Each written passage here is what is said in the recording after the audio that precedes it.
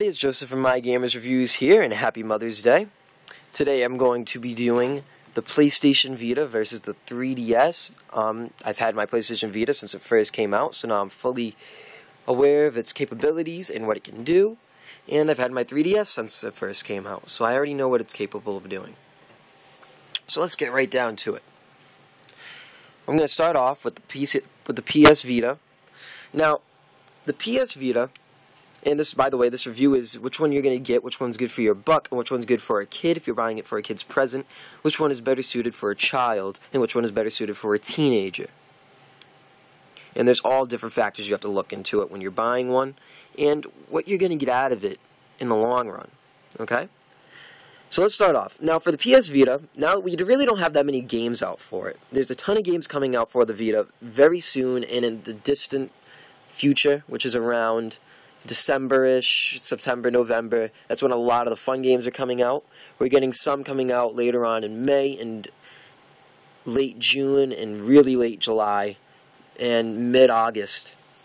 So right now, to hold you over, you can go to the PS Store or the PSN Store, either on your PlayStation 3 or on your PS Vita, and you can download PSP games, PS Vita games, and etc. So, I bought Star Wars Battlefront 2 and a few other games, but what I really want to show you is the manuals. The manuals come in the games, and not just PSP games.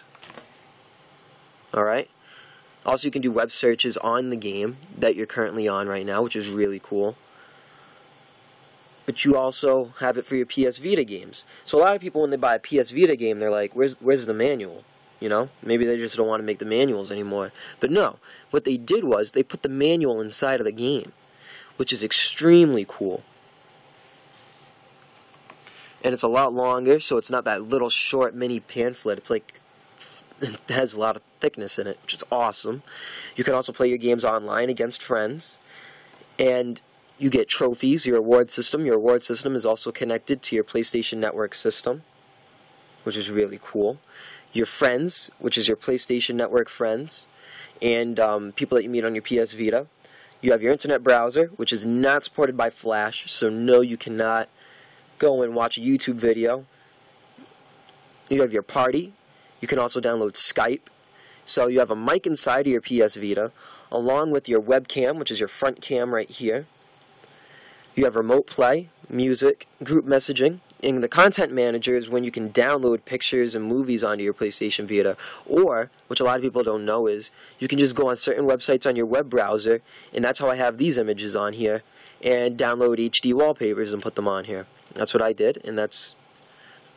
I have all these right here, and a few more in my, where is it? Photos. And you go to the gallery and all that fun stuff. Music Unlimited. You have your maps, Google Maps, and your videos. Now what I want to do is, I want to show you guys how the video player is. Now I have two trailers, this Sega, or Disgaea 3, on God of War Ascension, which is going to be the new God of War game for the PlayStation 3. And that's going to go back to Kratos' past before he made his deal with, can't remember his name right now. Sorry, with God of War, the original God of War. I have two Naruto episodes. My favorite ones is Naruto fighting versus Sasuke. And I have the second Naruto movie in Japanese English subtitle. So I just want to show you. And yes, I'm doing this without noise, so I don't get copyright. And there you go. The video player is excellent. The noise is excellent. They did a very great job. They have it in high quality. And this episode was, what, I think $1.99, so they come at a very nice price. Now, this is the multitask feature. I'm going to open up a few other things. I'm going to open this. Open this. And web browser. It's okay. So here you can flip through if you want to. But if you want to get to everything really fast, say if I want to get to my videos really fast, I can just go right here. Say if I want to get to home really fast, I go right there. And I think they did a really great job with the multitask feature. And then I just do this. So it's just like you're peeling off a sticker. Really cool. I like that whole design aspect. The games for it look exactly like PlayStation 3 games when you're playing on the PS Vita games. Now when you're playing on PSP games, the graphics are not high quality. They're the same thing as the PSP graphics. So no, the PS Vita does not make it an HD game, as some people would think. Now the Near ability is really cool. It lets you connect with more people that have a PS Vita that are in your vicinity, and people that have a PlayStation 3. So you get to meet more people, play with more people, and interact with them. Now I want to show the remote play feature right now. So I'm going to connect via internet. Now the thing about the remote play, a lot of people think that you can play your PlayStation 3 games on here. No, you cannot, and I will show you why right now. If I go to Naruto Ultimate Ninja Storm,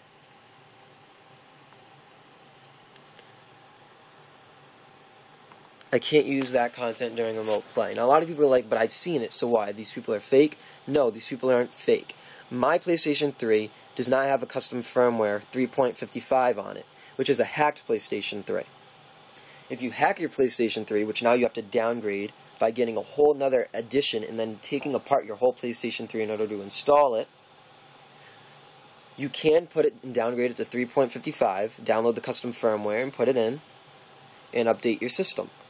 Well, downgrade your system, and then you'll be able to play your PlayStation 3 games on your PS Vita, which is really cool.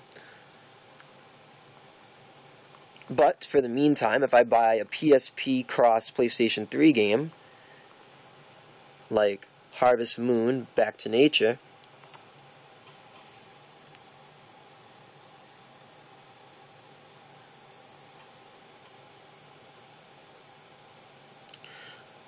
I can simply play that game on my PlayStation Vita.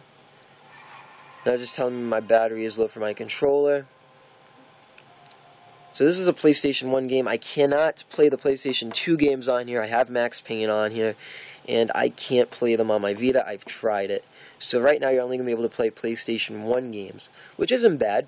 Now a lot of people think that you just need a 3G PS Vita in order to do remote play anywhere you want. That is false. If there is Wi-Fi anywhere, you can use your PlayStation Vita anywhere you want, as long as the PlayStation 3 is on in your house and on remote play, and there's Wi-Fi wherever you are. You can play and stream from your PlayStation 3 all the way to your Vita. The 3G just makes it so you can do it anywhere you want, and a lot of people are like, well, that doesn't make any sense. But when you have to hook up your PlayStation Vita to your PlayStation 3, you have to set in a certain code and all that other stuff, so your PlayStation 3 is only connected to your PlayStation Vita. And yes, you can disconnect them, you can change codes and all that other fun stuff. So, as you can see, I have Harvest Moon, Back to Nature, and this game really does play perfectly on here. There really isn't any lag, which is cool. Now the thing is, I have the memory card. I ended up clicking slot 1 by accident. The thing is what I don't get is why Sony doesn't make it so it just gives us an update like the custom firmware and lets us play our PlayStation 3 games. I mean, it's really annoying. I know they don't want people to back up their games by getting free games and all that other stuff, putting emulators on their PlayStation 3, but really, I don't think they understand what kind of device that they have, and they've even said that in Game Informer when they were interviewing the creator of Kingdom Hearts from Square Enix. He said that it's really hard to think of a new Kingdom Hearts game to put on the PlayStation Vita. Excuse me. Because the console is so powerful itself. The handheld's so powerful itself, it's really like a console. So the game plays perfectly. Really cool game.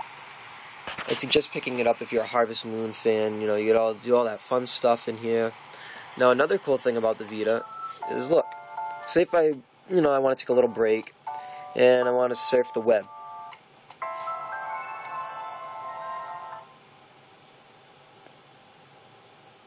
I want to surf the web a little bit. Maybe I want to look for some cheats or some hidden secrets for that game, right?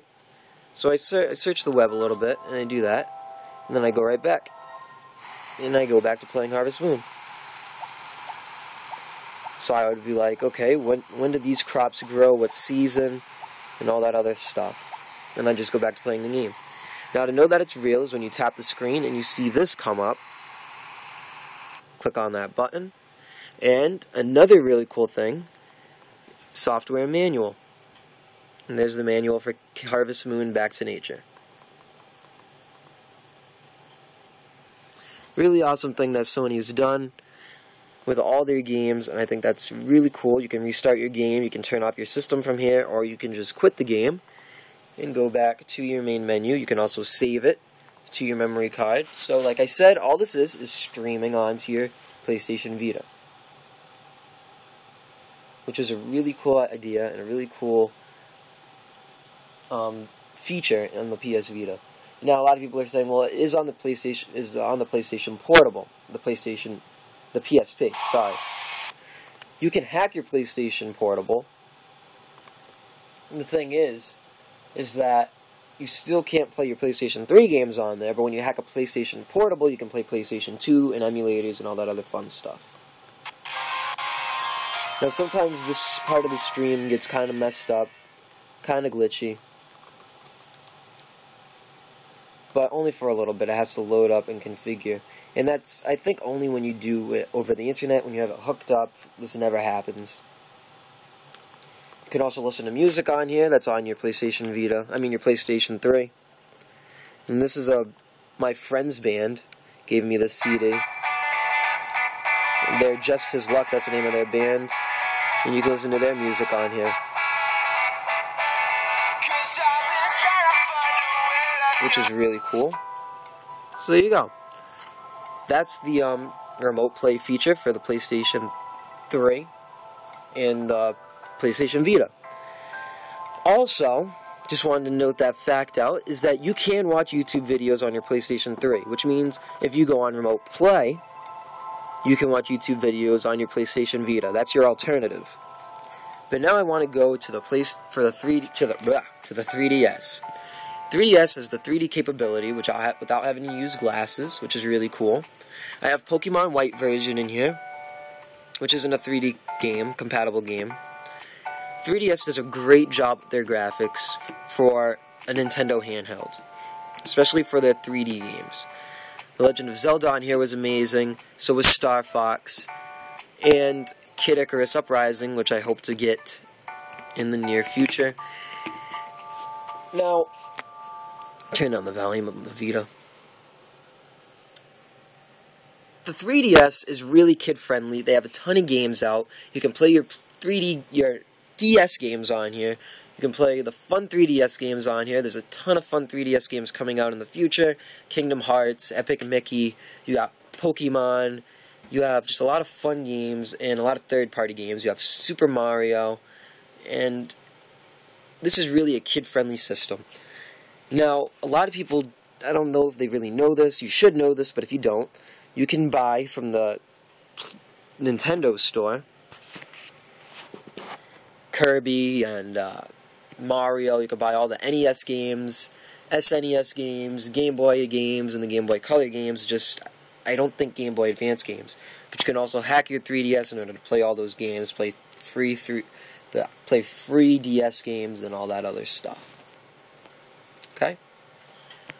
Now, if you're going to buy these as a gift, if you're buying it for a child, you have a lot more flexibility. You can get them a lot more fun games that they'll be able to understand with a lot of nice colors in it. And you can also get the 3DS in blue, purple, red, black, and pink, which is really cool. They have a lot of color options. The Vita doesn't have any color options. It's only in black. And a lot of kids, they're like, you know, the younger kids, they're like, oh, I want a Vita because it's really cool, you know. But when you drop this thing, I mean, I've dropped it. It's pretty durable. I've dropped it a few times, but you really got to be careful. I mean, I haven't dropped it from a really high height. Like, it fell like not even like 2 inches on the ground. But, you know, you got to be really careful with Vitas. I mean, this whole thing is touchscreen right here. Once this screen is done, it's done. That's it. You know, you're not going to be able to play anything else on here unless you get the screen fixed. And the kids, they also got to know what they're doing. I mean, the games on here are kind of advanced. I mean, okay, Ultimate Marvel vs. Capcom, not that hard, but when you really get into it, I mean, a lot of the games that are coming out aren't really child-friendly. It's a lot of a teen to adult-friendly basis of a game.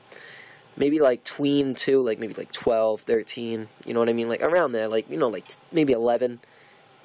If you want it, now you can downgrade to a PSP, hack it for the child, and they'll have a ton of fun with all the games on there. But if I were to buy this, since my little brother has his Zelda edition 3DS, I'd have to say I'd go with the 3DS. There's a ton of fun games out, and they're still making more fun games. A lot of games that are kid-friendly. I mean, Kingdom Hearts, let's say it's getting not so child-friendly. I mean, the story's getting more in-depth. They're doing a lot more with the games. But it's still going to be fun for a kid around, like, 7, 6. You know, that kid will have a lot of fun with it. Now, the pros and the cons. The pros is the online for the 3DS. The online isn't that great. They could have did a way better job with all the time that they've had to focus on online. Their internet isn't that amazing. Their friend connectivity isn't that great. I mean, the only way you can meet new people is if somebody else has a 3DS, and if they're in run mode, and you're in run mode, or pedestrian mode, whatever it's called, and you're walking around, and they just happen to connect with each other. So those are the cons. Now, the pros of the 3DS is that it has a ton of nostalgia, play all the old games that you love, play a lot of fun DS games, you have Pokemon on here, which is a great handheld, for a child to teen to adult. I got this when it first came out, so I have my Ambassador Edition. Basically, that's what it would be called, is the Ambassador Edition. And I got my PS Vita when it first came out. Now, the only reason why I don't have 3G, I think I explained in another video, is because I'm not a big fan of AT&T's 3G.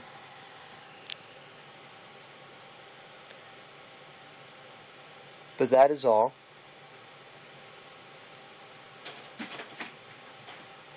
So,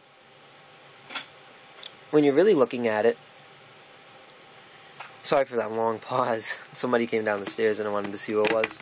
But you have your swap note, you have flip note and all that other fun stuff. Another way to connect with the community, which is really cool. But yes, all in all, it is a kid's device. And to say which one's better is really not my place. I'm sorry, but I'm not going to tell you which one's better. I'm going to tell you which one's a good one to get. This is a 170. You can get them refurbished for about 140. This bad boy is still 250 to 300. So when you're looking at price, this one's the way to go, especially when you're getting it for a little kid. This thing's durable, really durable for a child. I mean, they're going to have a lot of fun taking 3D pictures. This can also play movies on it if you were to hack it. But overall, the kid's going to have a ton of fun with this. Any child will have a lot of fun with the 3DS. So if you're getting it for a kid, I would not suggest getting a PS Vita for a child. I would not suggest getting a 3DS for a child. And that was my little brother right there, Roman. He likes to run around with his shirt. But, with the shirt off. But I wouldn't suggest any of these for him. But if you're getting it for a kid, there you go. So, 3DS, fun for a kid. PS Vita, fun for a teen to an adult, or a tween. Overall, it's whichever one you want to get. But that's the review. And if you have any questions, just feel free to comment.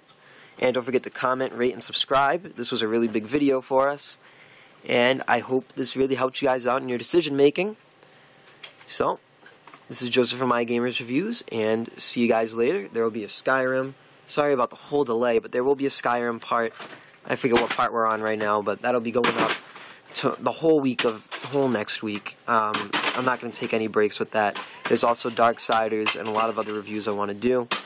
So, this is Joseph from iGamers Reviews once again. Don't forget to rate, comment, and subscribe. Follow us on Twitter, like us on Facebook, and tumble with us on Tumblr. We'd love to hear your feedback and which one you like more. So, see you guys later.